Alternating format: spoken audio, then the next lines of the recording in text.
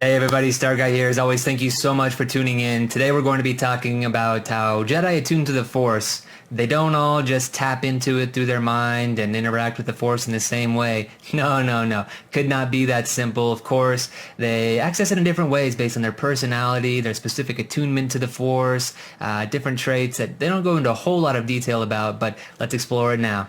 Beam spearing straight up at the blue sky and illuminating the field of blue grain around her. The weapon began to rotate, slowly, like the blade of a windmill. It made a sound as it moved through the air, a low, droning hum. Avar breathed. In, out. And the blade slowly sped up. The tone of its passage through the air changed. No longer a low drone, but a higher pitch. A lovely round note. The lightsaber moved faster.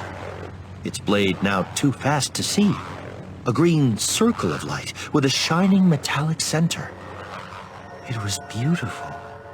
But Avar closed her eyes. She did not need to see. She needed to hear. Her lightsaber was not just a weapon. Here, now, it was an instrument. The note of the blade rose, becoming a clear ringing. The normal crackling hum and whine of a lightsaber in combat, replaced by a pure, glassine tone. Her awareness was the song of the saber, and she tuned the speed of its rotation until the note it produced was precisely in sync with... Yes, Avar Kriss thought.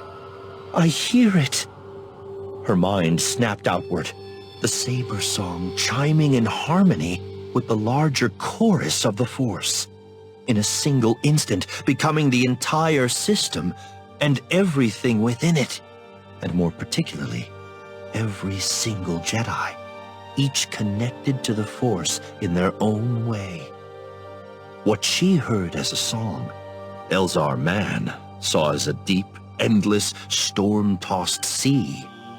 The Wookiee Buryaga was a single leaf on a gigantic tree with deep-dug roots and sky-high limbs. Douglas Sunvale saw the Force as a huge, interlocked set of gears made of an endless variety of materials, from crystal to bone. Bell Zettifar danced with fire. Loden Greatstorm danced with wind. This was not the simple network she had built earlier. This was deeper. All of the Jedi were the Force, and the Force was all of them. And she, Avar Kriss, could touch them all, no matter how they saw the Force. Now, though, she had to find their target, the module of Tabana racing toward the sun. Very cool stuff, at least in my opinion. Never really thought about it that way, to be honest with you. Never really thought about the means by which they all saw the Force or interacted with the Force, or how one might go about doing that. Just saw the end result, right? So I think it's very cool that they're exploring that background and, you know, the means to accomplishing these extreme, crazy tasks that are going on. In this case, they're trying to stop a big ship or a vessel that contains Tabana Gas that's hurtling towards the sun and is basically going to extinct all life in the Hetzal system if they're not able to slow it down, stop it, and alter its course. So that's what's happening there with Avar Kriss leading the charge.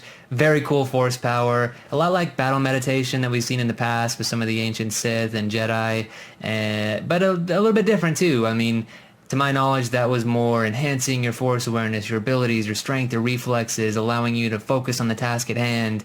This is more like getting everybody on the same page, trying to accomplish the same task, making sure there's no missteps, nothing's going to go wrong. So very cool Force talent. I'd love to see more of it.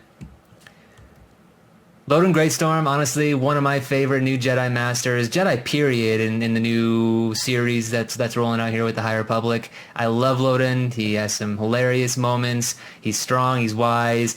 Very sad ending towards the end of the book where he's kidnapped by the Nihil. He's actually being tortured right now for information, and it looks like maybe ways to access the Force.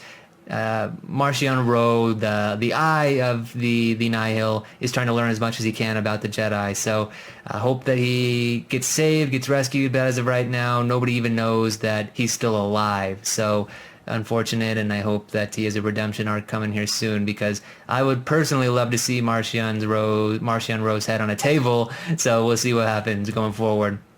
Bell Zettifar is the apprentice to Loden Greatstorm. I think it's interesting that they access basically with a different element, right? Bell Zettifar being fire, Loden Greatstorm being wind. Probably why they were drawn together to be master and apprentice. Who knows? Bell Zettifar is an interesting character.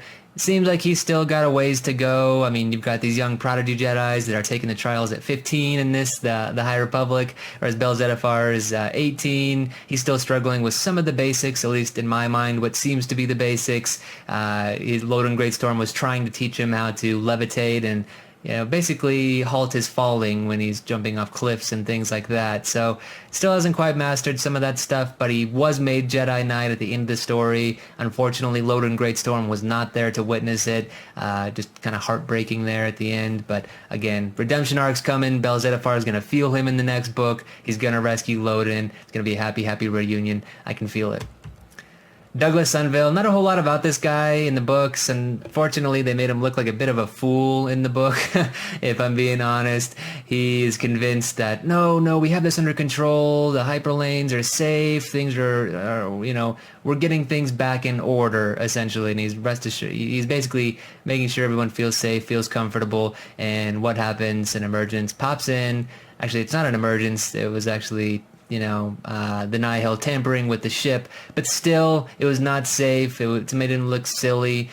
His name is silly, in my opinion, Douglas. I mean, you have all these cool Jedi names, Loden Greatstorm, Avar Kriss, and Douglas. But, hey, hopefully we get more information about this guy going forward. I would love to see more of his history, because they did describe him as a very powerful Jedi Master, very wizened, so hopefully he gets a redemption as well, just in a different way.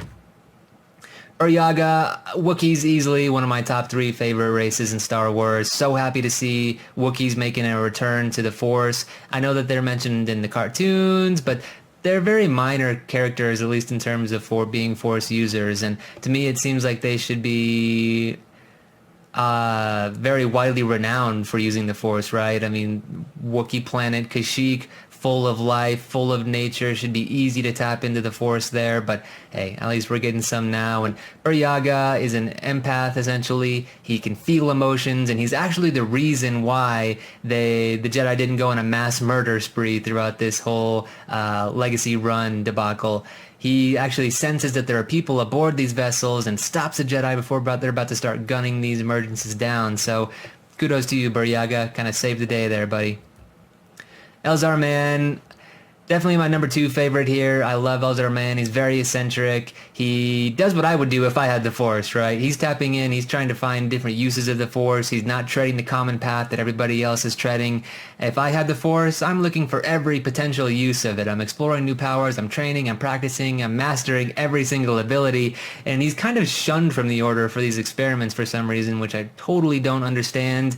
They stop him from becoming a Jedi Master because he's so eccentric and because he's trying these different things and he fails sometimes.